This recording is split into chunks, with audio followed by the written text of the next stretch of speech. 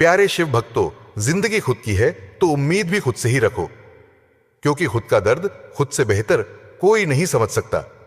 नमस्कार प्यारे दोस्तों, हिंदी स्टोरी ऐसी 3 बातें जानने को मिलेंगी जिन्हें बिना सोचे समझे कभी नहीं मानना चाहिए, भले ही कोई कितना ही सगा क्यों ना हो।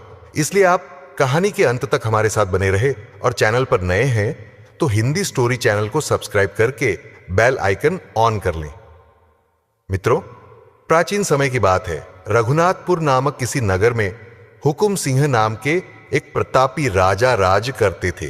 राजा हुकुम सिंह की 3 सुंदर रानियां थी। राजा की जो सबसे बड़ी रानी थी उसका नाम था वसुंधरा, जो बड़े ही अच्छे स्वभाव की सुंदर और सुशील महिला थी। पूजा पाठ, धर्म कर्म और पति की सेवा में ही उसका पूरा समय निकल जाता था।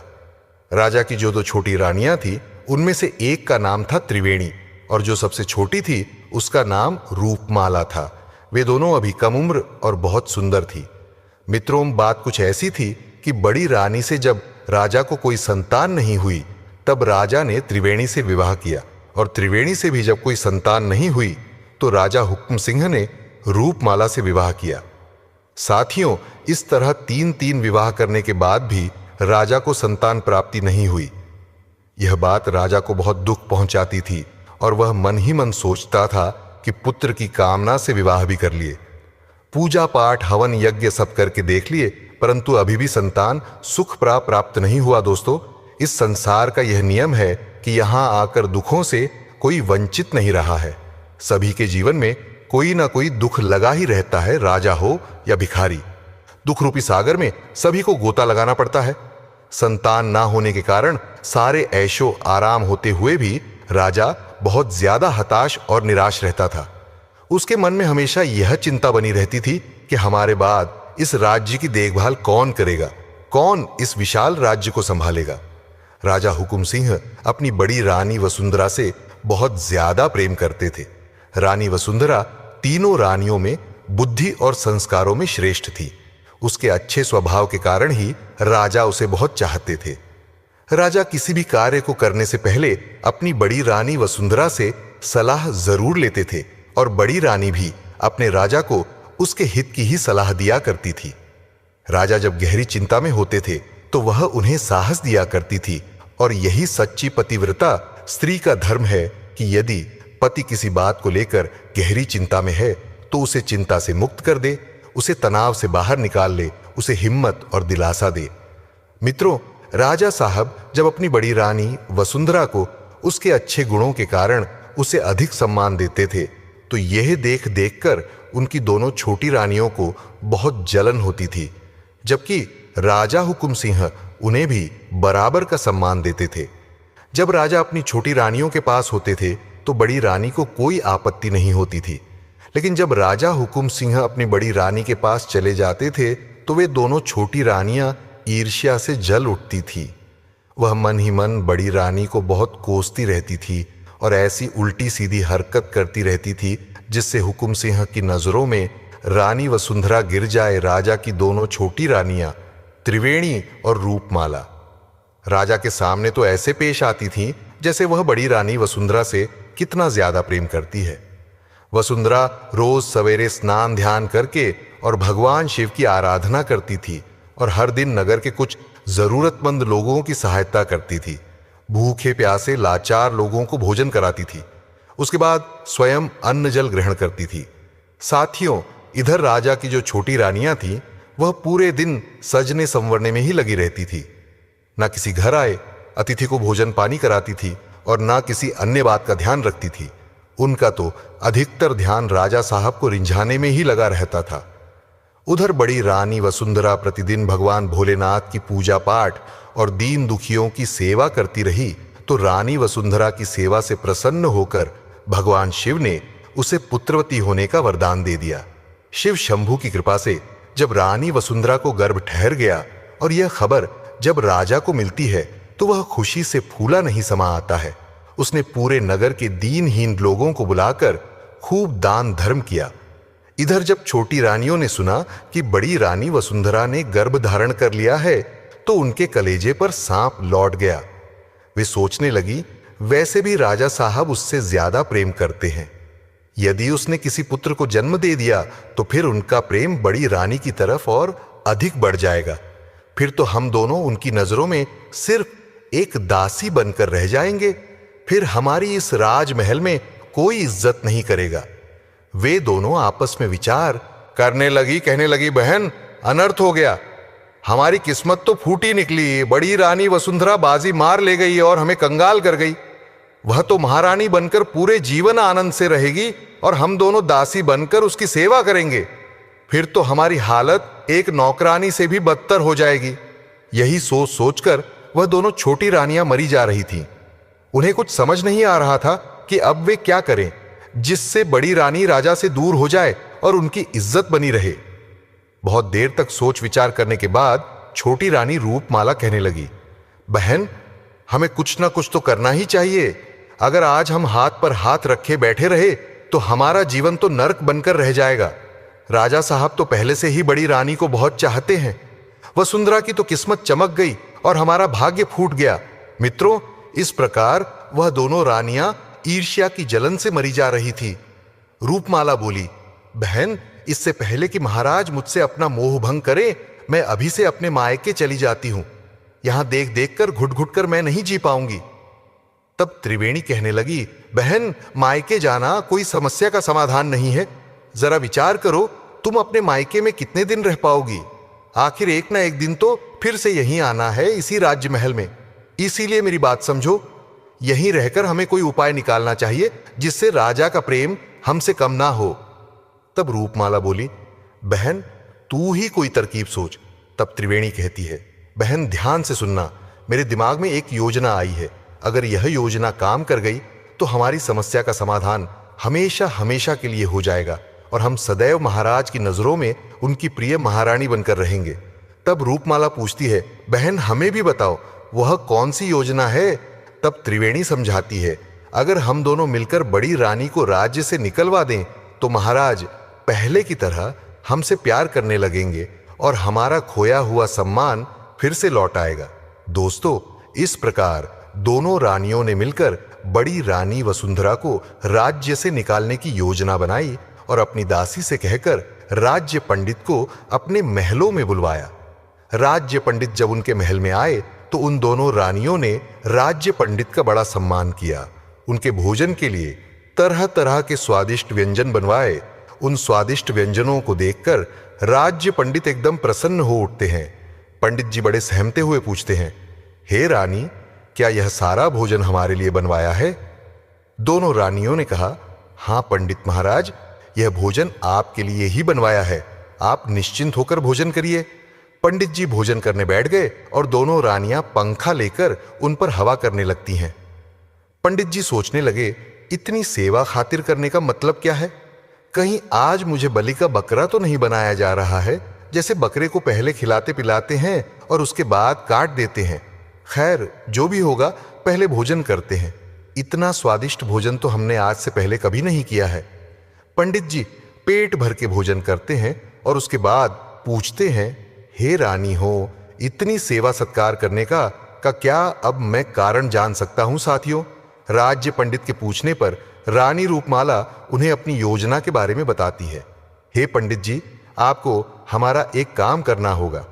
आपको तो पता ही है कि बड़ी रानी इस समय गर्भवती है और आपको सिर्फ इतना करना है कि महाराज को बड़ी रानी के प्रति भड़काना है और बड़ी रानी पर कोई दोष लगाकर उसे राज्य से निकलवाना है। उनकी योजना सुनकर पंडित जी के हाथ पैर कपाने लगते हैं, चेहरे पर पसीना आ जाता है, भय से हाथ पैर सुन पड़ने लगते हैं। पंडित जी दोनों हाथ जोड़कर कहते हैं, रानियों, मुझे क्षमा कर देना, मैं यह घोर अपराध नहीं कर सकता। इतने दिनों के बाद तो हमारे महाराज के घर में संतान का सुख आने वाला है और यह खुशी महाराज से मैं कैसे छीन सकता हूं? यह घोर पाप का कार्य करके मैं नरक में नहीं जाना चाहता। अगर मैंने यह पाप कर भी दिया और किसी दिन राजा को पता चल गया तो वह हमें फांसी पर लटका देंगे और साथ ही साथ आप दोनों भी मारी जाओगी।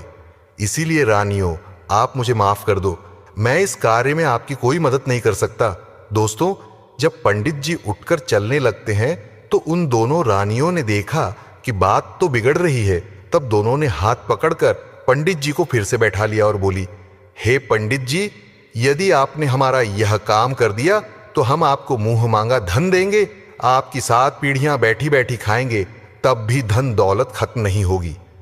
इतना कहकर उन दोनों रानियों ने सोने के सिक्कों से भरा हुआ एक थैला पंडित जी के आगे रख दिया। सोने के सिक्के से भरा हुआ थैला देखकर पंडित जी की आंखें फटी की फटी ही रह गईं। राज्य पंडित के मन में वह धन देखकर लोभ उत्पन्न हो गया। पंडित जी सोचने लगे कि इतना धन तो मैं पूरे जीवन में भी नहीं कमा पाऊंगा, जितना धन मुझे आज एक झूठ बोलने के लिए मिल रहा है। रानियां कहने लगी, पंडित जी, आपको महाराज से भी डरने की कोई जरूरत नहीं है। आप यह धन लेकर किसी दूसरे राज्य में जाकर अपना बाकी का जीवन गुजार सकते हो। इस प्रकार से पंडित जो था वह लालच में फंस गया और उन सोने के सिक्कों को लेकर झूठ बोलने के लिए तैयार हो गया। लोभ ने पंडित की बुद्धि हर ली थी, सारा धर्म ज्ञान धारा का धरा रह गया। धन लेकर पंडित अपने घर चला गया और अगले दिन राजा के पास पहुंचा। राज्य पंडित ने अपने चेहरे को उदास सा बना लिया और उदास सा चेहरा लेकर वह राजा के सामने पहुंचा। राजा ने पंडित को अत्यंत चिंतित देखकर पंडित से पूछा, हे राज्य पंडित, आप किस बात के कारण उदास हो? तब पंडित जी मुंह बनाते हुए बड़े ही उदास स्वर में कहते हैं, हे महाराज, क्या बताऊं, बात ही कुछ ऐसी चिंताजनक है, लेकिन होनी को कौन टाल सकता है? राजा पूछने लगे, हे पंडित जी, आप तो बड़े ज्ञानी हो, फिर क्यों चिंता करते हो? कोई ना कोई तो उपाय आप निकाल ही लेंगे। पंडित जी कहने लगे, हे महाराज, अगर समस्या मुझ पर होती तो भी ठीक होता, लेकिन यह समस्या तो आपके ऊपर आने वाली है। इस समस्या को सोच सोचकर मुझे पूरी रात भर नींद नहीं आई है साथियों। राजा ने जब सुना कि समस्या मेरी है तो राजा बड़ा हैरान हुआ और ऊंचे स्वर में एकदम राज्य पंडित से पूछने लगा, ऐसी क्या समस्या है जो आपको इतनी चिंतित कर रही है? कृपया मुझे जल्दी से जल्दी बताइए। तब पंडित जी कहने लगे, हे राजन, मैंने अपने ज्योतिष ज्ञान से पता लगाया है कि आने वाले समय में आपके ऊपर और आपके राज्य के ऊपर बहुत बड़ी विपत्ति आने वाली है। काल का समय आने वाला है। विपत्ति की बात सुनकर राजा ने पूछा, क्या कह रहे हो? क्या कोई हमारा शत्रु हमारे ऊपर आक्रमण करने की सोच रहा है? राज्य पंडित कहने लगा, नहीं महाराज, ऐसा नहीं। राजा हुकुम सिंह कहने लगा, अरे फिर कौन सी बात है? तब राज्य पंडित कहता है, हे महाराज, मैं आपकी होने वाली संतान को लेकर बड़ा चिंतित हूं। आपके ऊपर आने वाली विपत्ति आपके किसी शत्रु से नहीं, आपकी होने वाली संतान से प्राप्त होगी। हे महाराज, आपकी बड़ी रानी वसुंधरा की कोख में जो पुत्र पल रहा है, वही पुत्र आपकी विपत्ति का कारण है। वह पुत्र आपको बहुत ही ज्यादा कष्ट देने वाला है। उस बच्चे के जन्म के बाद जैसे ही आप उसे देखोगे तो उसे देखते ही आप दोनों आंखों से अंधे हो जाओगे और आपका राज्य भयानक बीमारी की चपेट में आ जाएगा। राज्य के बहुत से लोग बीमारी के कारण मृत्यु को प्राप्त हो जाएंगे। हे महाराज, यही मेरी चिंता का कारण है मित्रों। राज्य पंडित की बात सुनकर राजा ने लंबी सांस ली और बोला, हे राज्य पंडित, मैं अंधा होकर जीना नहीं चाहता हूं। कृपया इस विपत्ति से बचने का कोई उपाय बताइए। और हम यह भी नहीं चाहते हैं कि हम संतान के सुख से वंचित रहे। क्या आपके पास कोई ऐसा उपाय है जिससे यह दोनों बातें हो सके? तब राज्य पंडित ने जवाब दिया, उपाय तो है महाराज, परंतु आप उस उपाय को कर नहीं पाएंगे क्योंकि वह उपाय बड़ा कठिन है। राजा ने कहा, पंडित जी, आप बस उपाय बताइए, करना और ना करना तो मेरे हाथ में है। तब राज्य पंडित रानी वसुंधरा को राज्य से बाहर निकालने के लिए झूठा उपाय बताता है। महाराज, यदि आप भलाई चाहते हैं तो अपनी बड़ी रानी वसुंधरा का इसी अवस्था में त्याग कर दीजिए। यदि आप अपनी बड़ी रानी को त्याग देते हैं तभी आप इस संकट से खुद को और अपने राज्य को बचा सकते हैं। इसलिए रानी को इसी समय राज्य से निकाल दीजिए।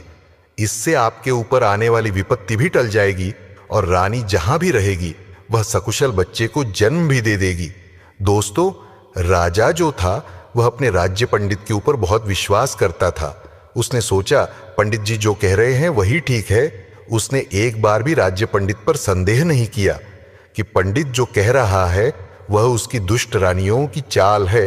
राज्य पंडित की बात को राजा हुकुम सिंह ने बहुत गंभीरता से लिया और अपनी रानी वसुंधरा को त्यागने का निश्चय कर लिया।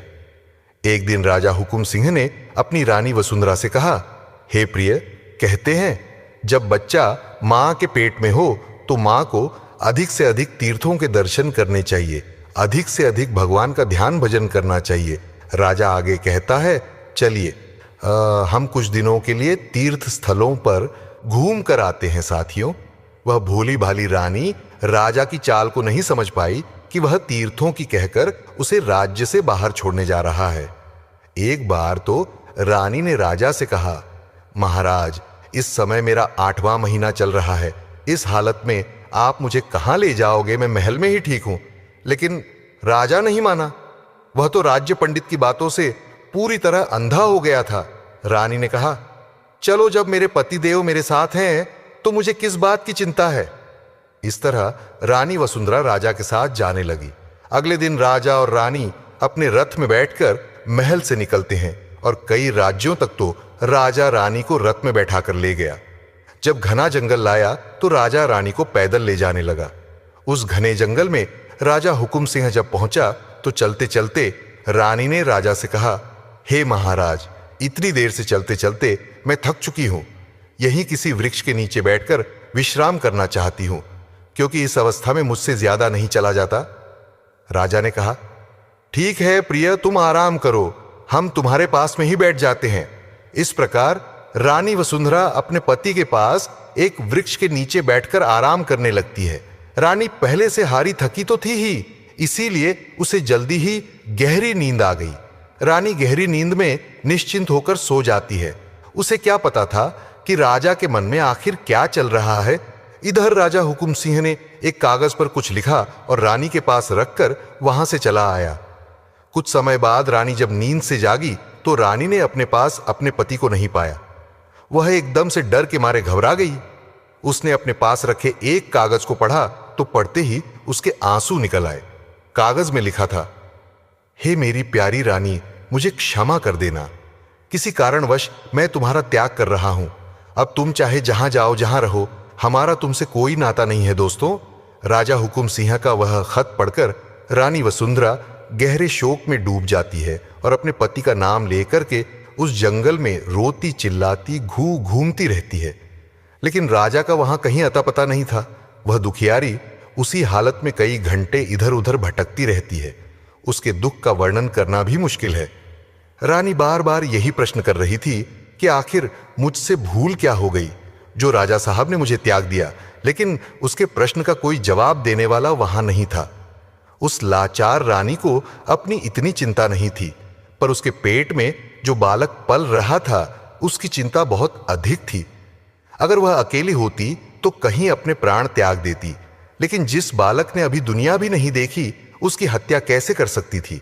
वह 8 माह के गर्भ को साथ लेकर जंगल में इधर उधर भटकती रही। फिर उसने हिम्मत बांधी और भगवान को याद किया। भगवान की कृपा से उसे एक रास्ता दिखाई दिया। अब वह उस रास्ते पर धीरे धीरे आगे बढ़ने लगी। पूरे दिन भूखी प्यासी रानी उसी रास्ते पर चलती रही। चलते चलते वह एक साधु के आश्रम पर पहुंच जाती है। आश्रम के साधु ने देखा कि एक महिला जो गर्भवती है वह अकेली भटकती हुई उसके पास आई है। साधु जी को बड़ा आश्चर्य हुआ कि इस दुखियारी को भला इस जंगल में किसने अकेला छोड़ दिया। साधु जी ने उस दुखियारी को पानी पिलाया, उसे बैठने के लिए आसन दिया। उसके बाद उससे उसके अकेले भटकने का कारण पूछा। साधु के पूछने पर रानी वसुंधरा ने रोते रोते सारी बात बता दी। रानी की दुख भरी कहानी सुनकर साधु जी को उस पर तरस आया और कहने लगे, पुत्री, तुम चिंता मत करो, तुम सही जगह पर आ गई हो। यहां तुम्हें कोई तकलीफ नहीं होगी। जब तक मर्जी हो तब तक तुम इस आश्रम पर आराम से रहो आज से और इस समय से। अब मैं ही तुम्हारा पिता हूं और तुम मेरी पुत्री हो। मैं तुम्हारा दुख सुख में ख्याल रखूंगा। साधु महाराज की बात सुनकर वसुंधरा को कुछ तसल्ली मिली और वह गर्भावस्था में उन्हीं साधु जी की कुटिया पर रहने लगी। धीरे धीरे समय बीतता गया और रानी के प्रसव का समय निकट आ गया। रानी ने उन्हीं साधु जी के आश्रम पर अपने बच्चे को जन्म दिया। रानी के गर्भ से एक पुत्र ने जन्म लिया। साधु जी ने उस बालक का नाम श्रीधर रख दिया। मित्रों, बालक श्रीधर अपनी मां और साधु जी की देखरेख में बड़ा होने लगा। उसकी शिक्षा भी उसी आश्रम पर ही हुई थी। साधु जी ने ही उस बालक को पढ़ाया लिखाया और उसे योग्य बनाया। श्रीधर के साथ के जो बच्चे थे वह उसे बिना मां बाप का अनाथ कहकर चढ़ाया करते थे। बालक श्रीधर अपना पिता उन्हीं साधु जी को मानता था, क्योंकि बचपन से लेकर अब तक उन्हीं साधु जी ने उसका पालन पोषण किया था। धीरे धीरे श्रीधर 16 वर्ष का हो गया। वह बालक अब किशोर बन गया था। जब वह समझदार हुआ तो उसे पता चला कि साधु जी तो उसकी मां को बेटी कहकर बुलाते हैं। तो उसने सोचा, महात्मा जी तो मेरी मां के पिता हैं, तो मेरा पिता कौन है? यही सवाल उसने अपनी मां से आकर किया। हे मां, आखिर मेरा वास्तविक पिता कौन है? मुझे सच सच बताओ, ताकि मैं अपने मित्रों को जवाब दे सकूं। जब भी पुत्र श्रीधर अपनी मां से अपने पिता के बारे में पूछता था तो वह बात को टाल दिया करती थी। वह बेटा कभी इस बात को जान नहीं पाया कि आखिर उसका पिता कौन है, वह कहां रहता है और क्या करता है, उसकी मां उसके पिता से दूर क्यों रहती है। ये सारे प्रश्न अभी तक उसके लिए अनसुलझे थे। समय का पहिया चलता रहा। वह दोनों जन महात्मा जी के आश्रम पर रहते थे। एक दिन उन साधु जी का अंतिम समय निकट आ गया। तब साधु जी ने वसुंधरा और उसके पुत्र श्रीधर को अपने पास बुलाया और कहा, पुत्री, अब मेरा समय आ गया है। जाने से पहले मैं तुम्हें 2 चीजें देना चाहता हूं। वह दोनों चीजें तुम्हारे जीवन में बहुत काम आएंगी साथियों। इतना कहकर साधु जी ने अपनी चारपाई के नीचे से 2 चीजें निकाली। उनमें से एक तो चमत्कारी तीर था और दूसरी एक चमत्कारी झोली थी। उन्होंने दोनों चीजें रानी वसुंधरा को सौंपते हुए कहा, इसमें रखा हुआ धन कभी समाप्त नहीं होता है। एक बार में इससे जितना धन मांगोगे यह झोली उतना ही धन आपको दे देगी। और इस तीर की विशेषता यह है कि यह तीर जिसके ऊपर छोड़ दिया जाएगा यह अपने लक्ष्य को भेद कर ही वापस लौटेगा, चाहे चाहे इसके सामने कितना भी शक्तिशाली शत्रु क्यों ना हो। इतना कहकर साधु जी ने अपना शरीर त्याग दिया। साधु जी के जाने के बाद वे दोनों मां बेटे आश्रम पर अकेले रह गए। उन्होंने महात्मा जी का अंतिम संस्कार किया और कुछ दिन तक आश्रम पर रहे। वहां उन्हें बिल्कुल अकेला सा लगता था। कुछ दिनों बाद उन दोनों मां बेटे ने उस आश्रम को छोड़ दिया। अब उनके पास साधु जी के द्वारा दी गई वही झोली और वह तीर था। वह उस झोली से जितना धन चाहते थे उतना धन मांग लेते थे। दोस्तों, एक दिन रानी वसुंधरा अपने पुत्र को लेकर अपने नगर को लौट आई, जहां उसके पति का राज्य था। उसने नगर में ही एक छोटा सा घर बनाया और बेटे के साथ वहां चुपचाप रहने लगी। अपने ही नगर में बेटे के साथ रहते हुए उसे 5 वर्ष बीत गए। रानी ने कभी अपने राज्य महल में जाने का प्रयास नहीं किया और ना ही अपने बेटे को बताया कि यहाँ के जो राजा हैं वह उसके पिता हैं। उधर महल में राजा की दूसरी रानी त्रिवेणी ने महाराज हुकुम सिंह को अपने प्रेम जाल में ऐसा फंसाया कि वह पूरी तरह उसके काबू में आ गया। अब राजा सिर्फ उसी रानी का होकर रह गया। उसकी जो छोटी रानी रूपमाला थी वह अपने महाराज से मिलने के लिए तरसती रहती थी। त्रिवेणी राजा को कभी मौका नहीं देती थी कि वह अपनी छोटी रानी के पास जा सके। राजा भी त्रिवेणी के प्रेम के वशीभूत होकर वह जैसा कहती थी वैसा ही करता था। वह एक प्रकार से त्रिवेणी का गुलाम बन गया था। वह अपने दरबार में भी बहुत कम जाता था। उसका राजकाज उसके मंत्री ही संभालते थे। वह पूरे दिन त्रिवेणी के कक्ष में पड़ा रहता था। राजा का यह बदला बदला व्यवहार देखकर छोटी रानी रूपमाला मन ही मन जलती रहती थी। एक प्रकार से राजा ने उसे बिल्कुल भुला दिया था। राजा द्वारा अनदेखी करने पर छोटी रानी रूपमाला बहुत दुखी हो गई। वह समझ गई थी कि राजा जानबूझकर उससे दूर हो रहे हैं। धीरे धीरे समय गुजरता गया। रूपमाला ने भी अब राजा की परवाह करना छोड़ दिया। उसने अपने ही मंत्री से प्रेम संबंध बना लिया। चोरी चुपके वह मंत्री से मिलती रहती थी और उसके प्रेम में पड़कर राजमहल की ओर राजा की गुप्त बातें उसे बताती रहती थी। मंत्री बड़ा ही धूर्त और दुष्ट किस्म का व्यक्ति था। ऊपर से रानी भी उसका पूरा सहयोग कर रही थी, तो मंत्री ने उस राज्य को ही छीनने का निश्चय कर लिया। उसने पड़ोसी देश के राजा से बातचीत करके अपने ही राज्य पर हमला करवाने की योजना बनाई। उसने पड़ोसी देश के राजा को समझाया कि आप अपनी पूरी सेना लेकर हमारे राज्य पर हमला कर दें और समय आने पर मैं अपनी सेना से आपकी सेना के सामने हथियार डलवा दूंगा। जब राजा पूरी तरह से हमारे कब्जे में हो जाएगा तो हम उसका आधा आधा राज्य बांट लेंगे। पड़ोसी देश का राजा भी मंत्री की इस बात के लिए राजी हो गया। मित्रों, एक दिन मौका पाकर पड़ोसी देश के राजा ने अपनी सेना ले जाकर राजा हुकुम सिंह के राज्य पर आक्रमण कर दिया। राजा हुकुम सिंह उस समय अपनी रानी त्रिवेणी के कक्ष में था। राजा के अंगरक्षक ने राजा हुकुम सिंह को यह खबर दी कि महाराज, पड़ोसी देश ने हम पर हमला कर दिया है। उन्होंने चारों ओर से हमारे राज्य को घेर लिया है। हमारे राज्य के नगरवासी डर के मार अपनी जान बचाकर भाग रहे हैं। यह खबर सुनकर राजा हुकुम सिंह तुरंत युद्ध की तैयारी करने लगा और सेना को लेकर शत्रु सेना से युद्ध करने लगा। कुछ देर तक तो युद्ध चलता रहा, लेकिन उसे कहां मालूम था कि यह युद्ध उसके मंत्री की वजह से हो रहा है। सेना तो सब मंत्री के आदेश पर ही चल रही थी। उसने देखा कि उसकी सेना व्यर्थ में मारी जा रही है, तो उसने शत्रु सेना के सामने अपनी सेना को हथियार डालने को कह दिया। अब पूरी सेना ने मंत्री के कहने पर अपने हथियार छोड़ दिए।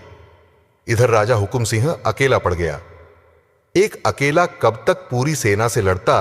राजा ने अपनी सेना को जब शस्त्र डालते हुए देखा तो उसकी हिम्मत और भी ज्यादा टूट गई।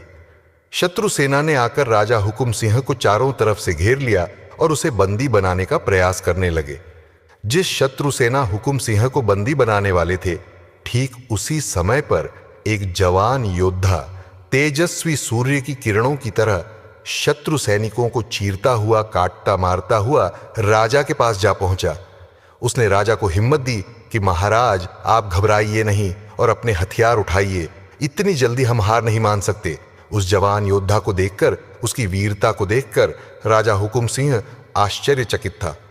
उसे समझ नहीं आ रहा था कि यह जवान योद्धा कौन है जो ऐसे समय में मेरी सहायता करने आया है। साथियों, वह जवान योद्धा कोई और नहीं बल्कि उसी राजा का पुत्र श्रीधर था। इस बात का ज्ञान न तो राजा को था, ना ही उस पुत्र को। उस जवान योद्धा ने कहा, महाराज, शत्रु आपके नजदीक आ रहे हैं। कृपया अपना धनुष बाण उठाइए और उन पर हमला कीजिए, बाकी मैं संभाल लूंगा। उस जवान योद्धा ने आगे बढ़कर राजा के हाथों से धनुष छीन लिया। उसके बाद उसने अपनी पीठ पर लटके हुए उसी थैले से वही तीर निकाला। एकदम से निशाने को साध कर उसने वह तीर शत्रु सैनिकों पर छोड़ दिया। दोस्तों, वह तीर अचूक था। वह तीर जब धनुष से छोड़ा गया तो उसने एक ही बार में कई सैनिकों को मौत के घाट उतार दिया और पुनः उसके हाथ में लौट आया। उधर राजा ने देखा कि इस जवान योद्धा के हाथों से छोड़े हुए उस तीर ने एक ही बार में कई सैनिकों की लाशें गिरा दी।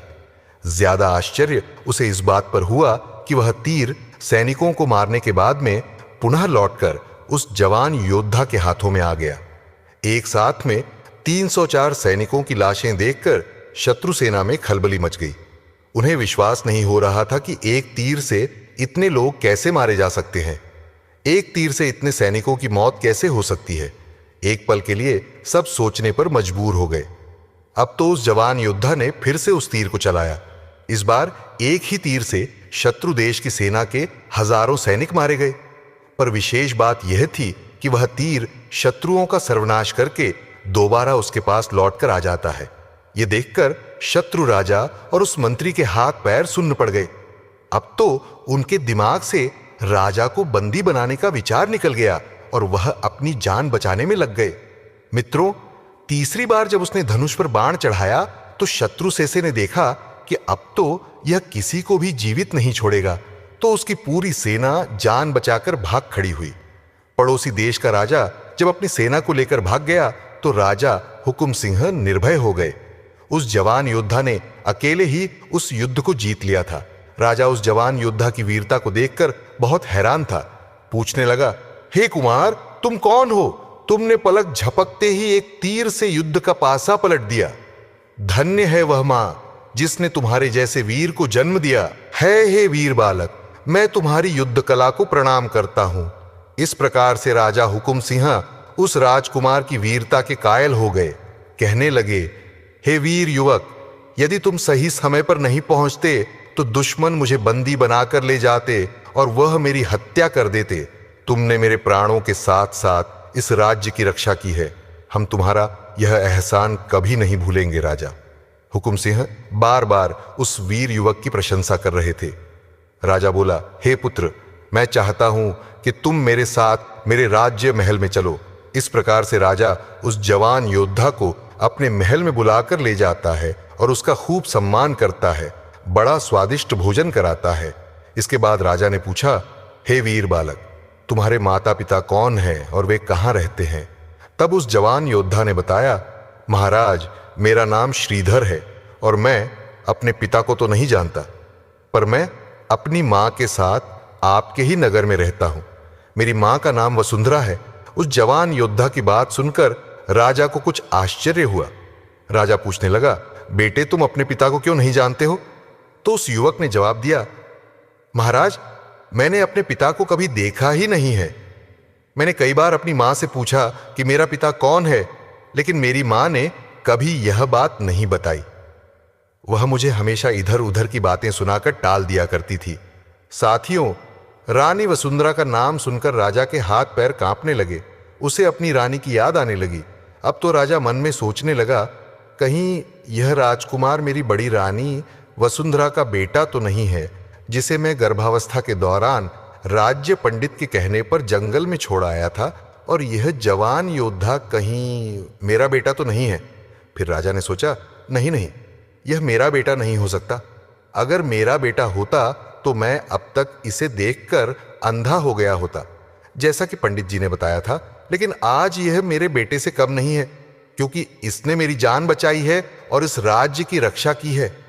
तब राजा कहता है, हे पुत्र, क्या तुम मुझे अपनी माता के दर्शन करवा सकते हो, ताकि हम उनसे मिलकर तुम्हारे जैसे वीर युवक को जन्म देने की उन्हें बधाई दे सकें? राजा की बात सुनकर उस जवान योद्धा ने कहा, क्यों नहीं महाराज, अवश्य मैं आपको अपनी माता के दर्शन कराऊंगा।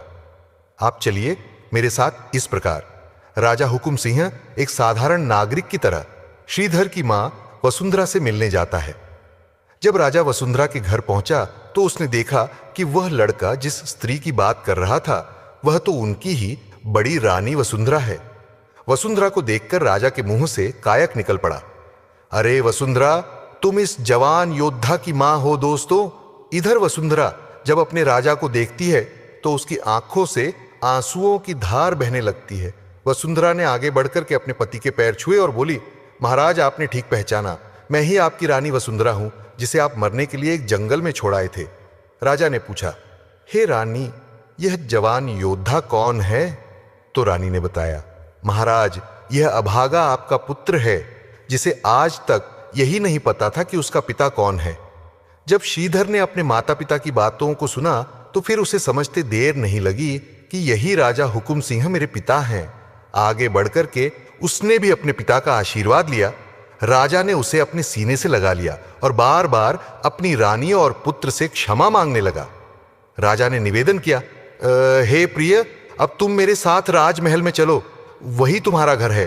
रानी ने कहा, महाराज, मैं आपके साथ तभी चलूंगी जब आप मुझे यह बता दोगे कि मुझे आपने उस घने जंगल में क्यों छोड़ दिया था और किसके कहने पर आपने मेरा त्याग किया।